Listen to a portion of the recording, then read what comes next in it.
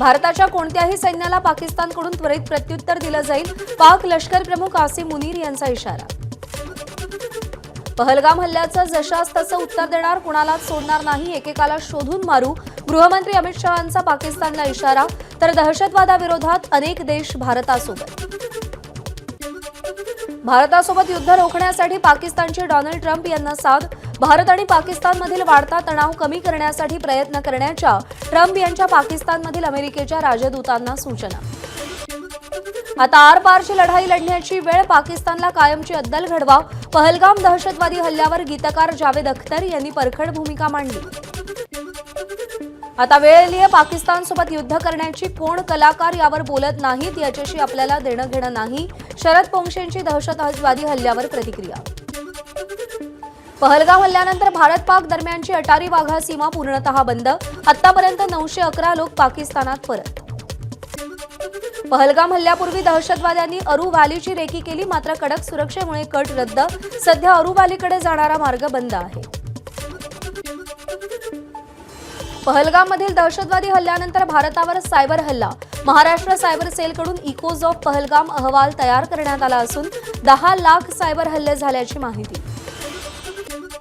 सागरी सुरक्षेसाठी Bharat अमेरिकेकडून Bharat Indo Pacific सागरी जागरूकता सॉफ्टवेअर खरेदी करणार. त्यासाठी भारत अमेरिकेमध्ये $131 दशलक्ष करार. पाकिस्ताननं देशभरातील FM रेडिओ केंद्रावरती भारतीय गाण्यांच्या प्रसारणावर बंदी घातली. पहलगाम हल्ल्यानंतर निर्णय घेतलाय. 22 एप्रिलच्या पहलगाम हल्ल्यानंतर भारत पाकिस्तान विरोधी आणखी एक मोठं पाऊल उचलण्याच्या तयारीत. एअरस्पेस बंदीनंतर आता पाकिस्तानसाठीची पोस्ट सेवा लवकरच बंद होण्याची शक्यता. दहशतवादी हल्ल्याच्या 8 दिवसांनंतर पर्यटकांची पावलं पुन्हा एकदा जम्मू काश्मीरच्या दिशेनं. मोठ्या प्रमाणात देशी विदेशी पर्यटक पहलगाममध्ये दाखल. जम्मू काश्मीरमधून पाकिस्तानात पाठवण्यात येत असलेल्या कुटुंबियांची सर्वोच्च न्यायालयात धाव. आधार कार्ड, पॅन कार्ड, पासपोर्ट अशी कागदपत्र असतानाही आम्हाला पाकिस्तानमध्ये पाठवलं जात असल्याचा कुटुंबियांचा दावा. जालन्यातील पर्यटक आदर्श राऊतची ATS कडून 1.5 तास चौकशी. हल्ल्याच्या आदल्या दिवशी रेखाचित्रातील संशयित दहशतवाद्यांशी संवाद झाल्याचा आदर्श राऊतनं दावा केला होता. पहलगाम दहशतवादी हल्ल्यात जखमी झालेल्या सुबोध पाटलांची घरवापसी. दहशतवाद्यांनी मारलेली गोळी सुबोध पाटील यांच्या मानेला लागून गेली होती. पहलगाम हल्ल्यानंतर LOC जवळील शाळांमध्ये सुरक्षा प्रशिक्षण.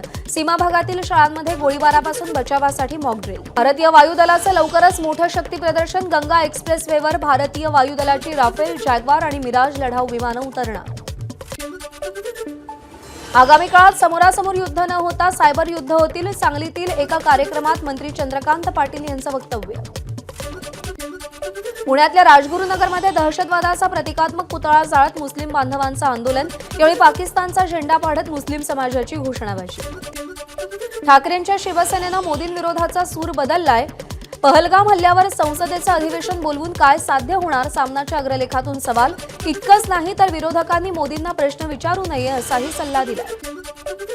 जलजीवन मिशनचं काम कुचकामी ठरलं. नरहरी झिरवळांचा सरकारला घरचा आहेर. याबाबत केंद्राला कळवल्याचीही झिरवळांची माहिती.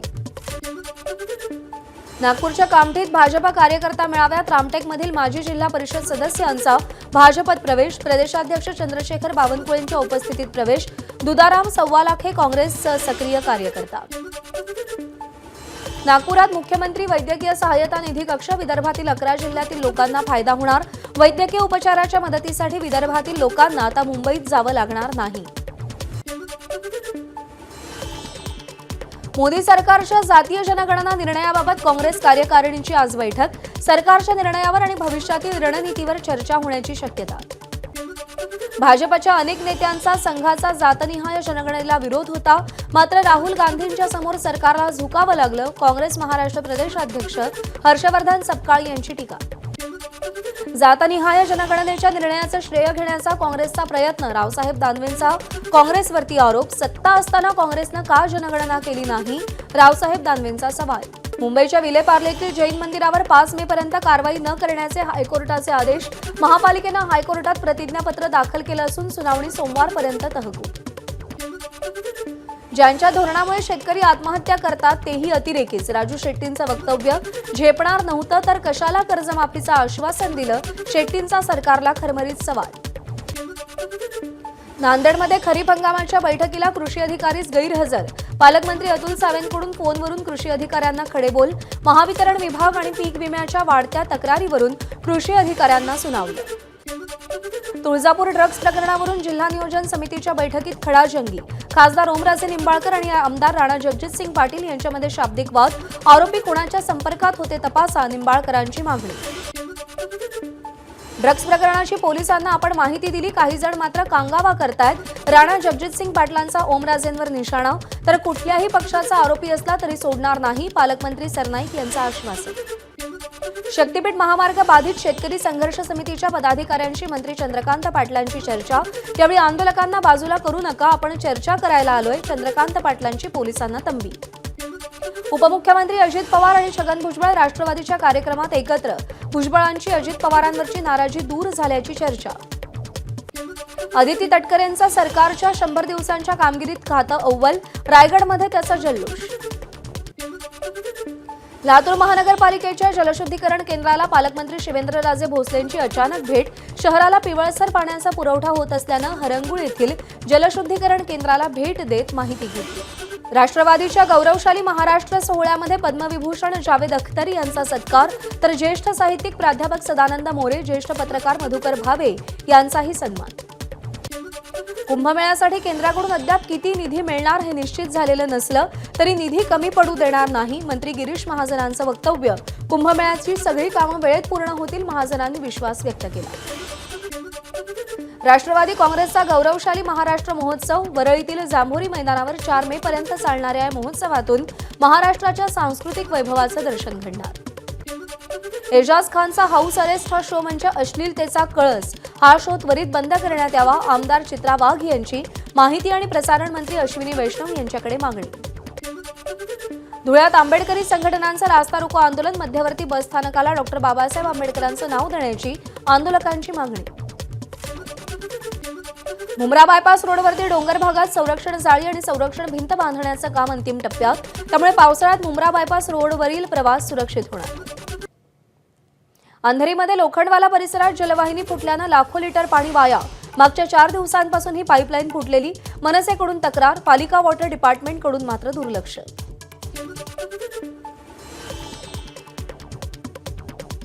नाशिकच्या दिंडोरी तालुक्यात पुणेगाव धरणाच्या गेटवर शेतकऱ्यांचं आंदोलन.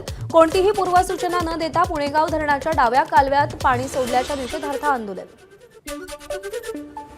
तब्बल 12 वर्षांपासून शेतात जाण्यासाठीचा रस्त्याचा प्रश्न मार्गी लागत नसल्यानं शेतकऱ्याला तहसीलदारांसमोरच अश्रू अनावर. लातूर तहसील कार्यालयातील प्रकार. यावेळी तहसीलदारांनी शेतकऱ्याची समजूत काढली. महाराष्ट्रात पुढील 4 दिवस हलक्या ते मध्यम पावसाची शक्यता. राजस्थानच्या पूर्व भागात वाऱ्याची चक्रीय स्थिती निर्माण झाल्यानं त्याचा महाराष्ट्रावर परिणाम. अमरावती जिल्ह्यातील मोझरी गावात गारपिटीसह अवकाळी पाऊस. पिकांना मोठा फटका बसण्याची शक्यता. भंडाऱ्यामध्ये सलग 5व्या दिवशी वादळी वाऱ्यासह अवकाळी पावसाची हजेरी. काही घरांवरचे पत्रे उडाले. पावसामुळे आंबा पिकाचंही मोठं नुकसान. सोलापुरात तापमानानं उच्चांक गाठला. तब्बल 44.1 अंश तापमानाची नोंद. वाढत्या तापमानामुळे नागरिकही त्रस्त. पुण्याच्या दौंड तालुक्यातील दहिटणे गावातून 11 महिन्यांच्या बाळाला बिबट्या उचलून घेऊन गेल्याची घटना. तब्बल 31 तासानंतर ऊसाच्या शेतात वनविभागाला लहानग्याचा मृतदेह आढळला. कडक उन्हामुळे पाणवठे आटल्यानं वाघांचा मानवी वस्तीत धुमाकूळ. भंडाराच्या कुरमुडा गावाजवळ वाघाचं दर्शन. यामुळे गावकऱ्यांमध्ये भीतीचं वातावरण. मात्र वनविभागानं जेरबंद करून वाघाला जंगलात सोडलं. अहिल्यानगरच्या कोपरगावमधील सचिन वॉच कंपनीमधून 100 महागड्या घड्याळांसह 7 मोबाईल असा एकूण 10 लाखांचा माल चोरीला. या प्रकरणी 8 आरोपींना अटक. रायगडच्या दिव्यागार महामार्गावर अपघात. पुण्याला जाणारी पर्यटकांची कार पलटी. समोरून येणाऱ्या मोटरसायकल स्वारानं हुलकावणी दिल्यानं कार रस्त्याच्या कडेला पलटी झाल्याची माहिती. जीवितहानी टळली. कल्याण तळोजा रोडवरती रस्त्याच्या बाजूला भराव नसल्यानं अपघात. 4 चाकी गाडी थेट नाल्यात कोसळली. 2 जण किरकोळ जखमी. प्रशासनावर नागरिकांकडून संताप व्यक्त. अहिल्यानगर शहरामध्ये कॅफेमध्ये तरुणींचे खुलेआम अश्लील चाळे. स्थानिक गुन्हे शाखेच्या पथकाकडून शहरातील 5 कॅफेची तपासणी. या प्रकरणी 9 जणांविरोधात गुन्हा दाखल तर 7 जणांना अटक. दक्षिण सोलापूरच्या मोरामणीमध्ये विहीर ढासळल्यानं 2 अल्पवयीन मुलांचा मृत्यू. 8 तासांच्या शोधानंतर मृतदेह सापडले. गावावर शोककळा. भिवंडीतील सोनाई देवी यात्रेच्या शेवटच्या दिवशी खर्डीगाव अंधारात ट्रान्सफॉर्मर बिघडल्यामुळे भाविक आणि दुकानदारांचं मोठे नुकसान. महावितरण कंपनीच्या गलथान कारभाराचा यात्रेला फटका. मराठा आंदोलक मनोज जरांगेंची तब्येत पुन्हा बिघडली. बीड दौऱ्यादरम्यान भोवळ आल्यानं दौरा अर्धवट सोडून छत्रपती संभाजीनगरच्या खासगी रुग्णालयात दाखल. उष्माघात आणि अतिसाराचा त्रास. महाबळेश्वरमध्ये आजपासून पर्यटन उत्सव. राज्याचे उपमुख्यमंत्री एकनाथ शिंदे आणि अजित पवारांच्या हस्ते उद्घाटन सोहळा. महाराष्ट्राचा मिनी काश्मीर म्हणून ओळख असणाऱ्या महाबळेश्वरमध्ये पर्यटकांची गर्दी. उन्हाळी सुट्टी, त्यात महाबळेश्वर पर्यटन महोत्सव आणि लागून आलेल्या सुट्ट्यांमुळे महाबळेश्वरमध्ये मोठी गर्दी. महाराष्ट्र दिनानिमित्त उत्तर भारतीय संघटनेचा स्तुत्य उपक्रम. गरजू महिलांना आर्थिकदृष्ट्या सक्षम बनवण्यासाठी शिलाई मशीनचं वाटप. मराठी अमराठीच्या वादाच्या पार्श्वभूमीवर कार्यक्रमाला महत्त्व. LLB 3 वर्षांच्या पदवी अभ्यासक्रमाच्या प्रवेशासाठीची सीईटी परीक्षा आजपासून सुरू. परीक्षा 3 मे पर्यंत 5 सत्रात होणार. IIT मुंबईतील विद्यार्थ्यांच्या वसतिगृहातील सुविधांचं आधुनिकीकरण करण्यासाठी माजी विद्यार्थी संस्थेला 100 कोटींची देणगी देणार. एप्रिल 2025 मध्ये विक्रमी 2.37 लाख कोटींचं जीएसटी संकलन. वार्षिक जीएसटी संकलनामध्ये 12.6% वाढ. हे आतापर्यंतचं सर्वाधिक जीएसटी उत्पन्न असल्याची माहिती सरकारने दिली आहे.